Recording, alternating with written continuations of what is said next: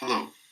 Welcome, Board of Directors, to the presentation of our proposed disability management plan for Canada Post. Disability management is an increasingly important consideration for any modern organization, and Canada Post is no exception. Our title is inspired by the Canada Post motto, which is, "From anywhere to anyone." We hope you appreciate the presentation for Everyone, Everywhere by Darcy Michael and Katelyn Charrette. So, as a Crown Corporation, Canada Post is owned by the federal government and operates under the following laws. The Canadian Human Rights Act and Employment Equity Act, which aim to protect individuals from discrimination just across Canada and specifically when it comes to employment and hiring, does relate to our overall duty to accommodate individuals with disabilities in our workplace. The Canadian Labour Code, which relates to our relationship with the Canadian Union of Postal Workers, and our occupational health and safety requirements, is overall focused on preventing accidents and injuries to health in the context of employment and advocating for our employees. Lastly, the Personal Information Protection and Electronic Documents Act, PIPEDA, informs protections around our employees' information. This one does come in to focus with disability management a lot, so Darcy's going to give just a bit more detail on it on the next slide.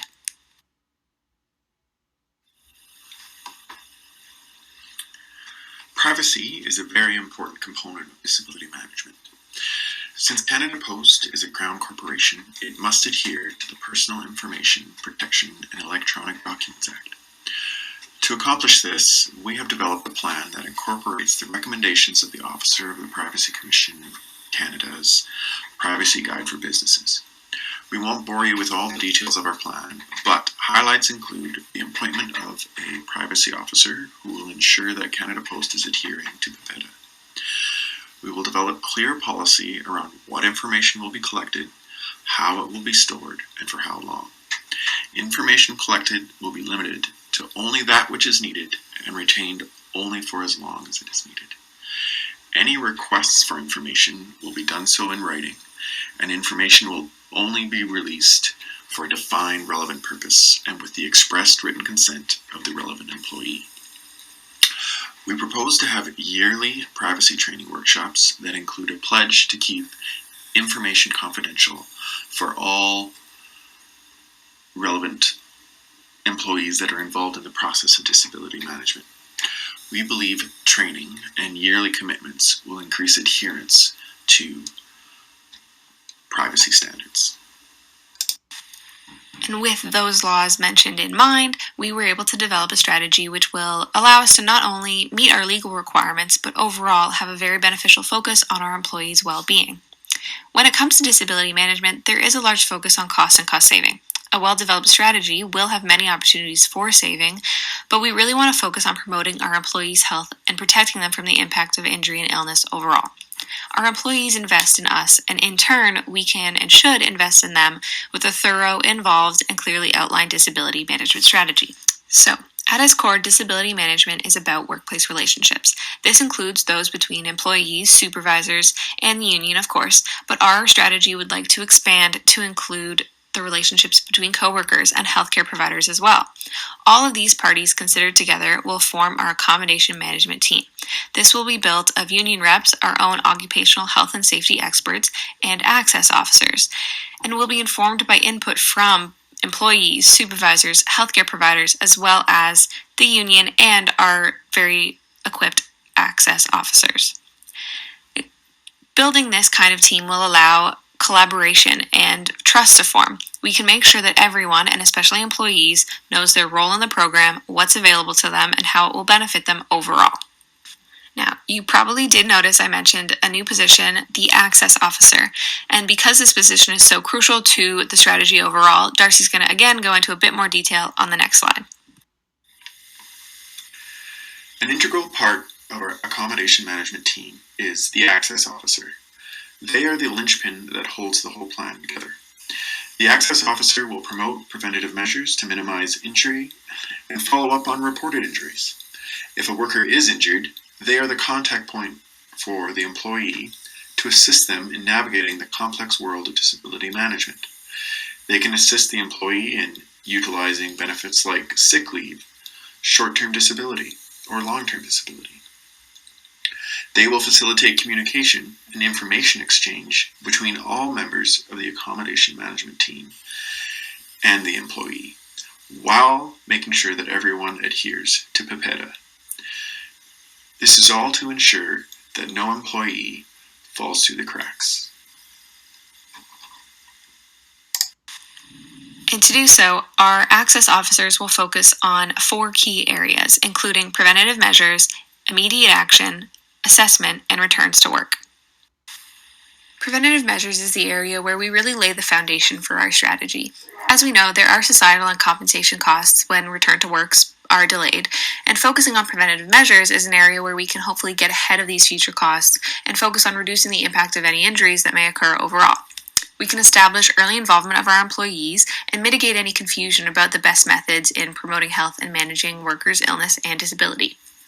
Overall, resources to support employees returning to work should be most focused on the workplace and any problems that can be solved there. And since we are required under OH&S legislation to have a health and safety program in place as an action plan for preventing injuries and illnesses in our workplaces, we figured it would be easiest to associate our accommodation management team with this. Our employee and supervisor reps, union reps, and of course the crucial accommodation officer could collaborate on each of the following areas. So these measures could include information sessions for employees and managers, so all involved in the strategy are aware of their role. Information packages could have this information as well, so that if they need to reference back to it, they can continue to be aware of the resources available to them and what's expected of them, what they can expect of others involved in the strategy. Can also explain the information we'd be looking for from those involved in their care, which does connect to the other measure of healthcare provider outreach. By canvassing with doctors in the area, we can mitigate confusion there as well, let them know their role, how they would be of assistance to us and their patients, and explain our consent processes as well. Bringing efforts more local again, on-site we could have monthly checks to monitor employee feedback and concerns and really establish that collaborative relationship and build trust around these preventative measures. And accident investigation can be completed too, so monitoring employee concerns and injury history to make sure that any methods that can be implemented to prevent injuries are in place should an injury occur. Which brings us to the big question: in the event that an injury occurs, what do we do? And at this stage in the process, the 3 parties at the forefront would be the injured employee, their supervisor and employer, and their healthcare providers. Some aspects of this, including employee participation and healthcare provider cooperation, are out of our control to some degree, but we would have hoped to have headed those off with our preventative measures, as you saw in the previous slide. And of course, there are areas where we can still take action. And so there are 3 big action steps that we want to take. The first being to inform. We want to direct our employees to healthcare, make sure they're aware of the available resources, and explain and obtain consent to and from them so that we are able to get involved in their care and get that specific information from their healthcare providers. The second would be reporting. So from the time the incident is reported to us, we would want to move it up the chain and start our own investigation. Across compensation boards, there are a recommended time frame of 24 to 72 hours, but we would want to make this 24 hours. So from the time of reporting, an incident should be assigned an access officer, and the investigation into the injury, if it had occurred before, what exactly occurred, and what efforts can be put in place to prevent it from occurring again, can be started. And the last area would be contact. So we want to initiate contact with our employees and maintain that contact throughout their care. Of course, at this point, our union reps can take this on if there is some resistance or some hesitation on the part of the employee, and be that bridge with the access officers and supervisors to ensure that contact can be maintained and remain appropriate. But overall, the goal in this is to ensure that our employee continues to receive the appropriate and timely care, and they have someone advocating and supporting them throughout the process, be that with their healthcare providers, compensation and benefits claims, and with us as their employer as well. The overall goal is support. Employers are required to accommodate employees at risk of being discriminated against because of an equality right, up to the point of undue hardship. Undue hardship would be an accommodation for an employee that jeopardized the entire operation of the business. This is a complicated process that involves an ever-changing legal landscape of laws and court decisions. There is also substantial liability risk to the employer. The cooperation of all members of the accommodation management team, combined with the guidance and expertise of the access officer, will ensure that the duty to accommodate is fulfilled. Facilitating the sharing of appropriate information among all involved parties is an important part of the access officer's role. Medical documentation, for example, is a common area of difficulty in disability management.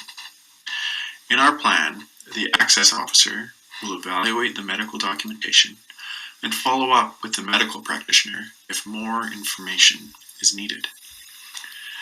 The access officer will also assess the bona fide occupational requirements of the job, what processes can be altered, and match that with the abilities and restrictions that the employee is experiencing.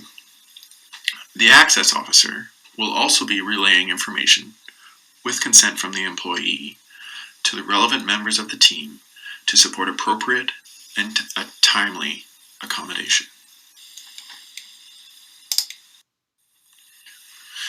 Documentation of the accommodation process is an important component of disability management.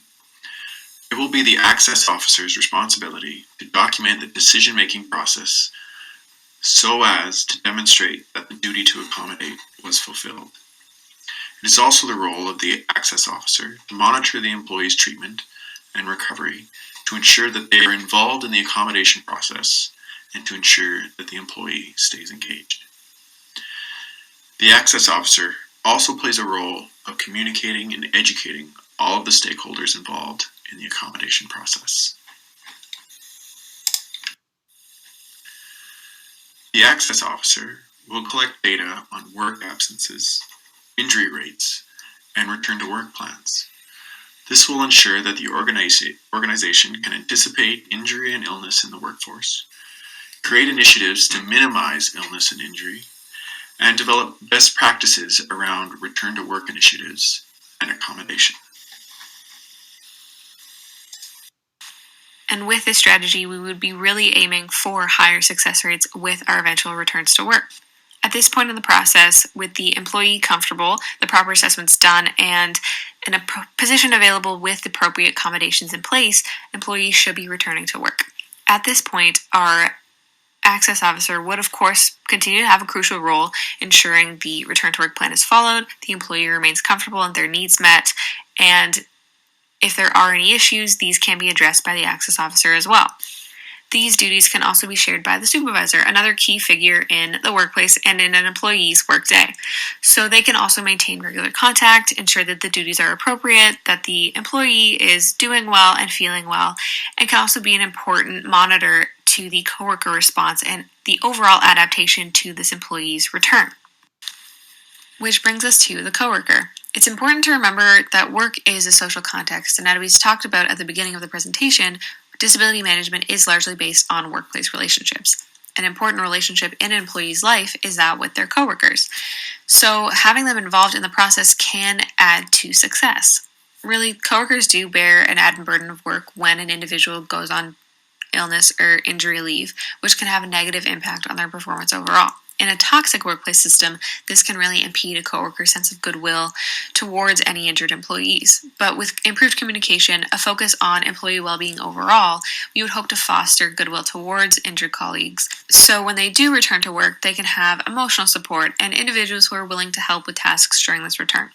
This support has been shown to lead to increased success and be modeled off of supervisor behavior, which feeds into our overall goal of that collaboration and joint efforts towards disability management as a whole.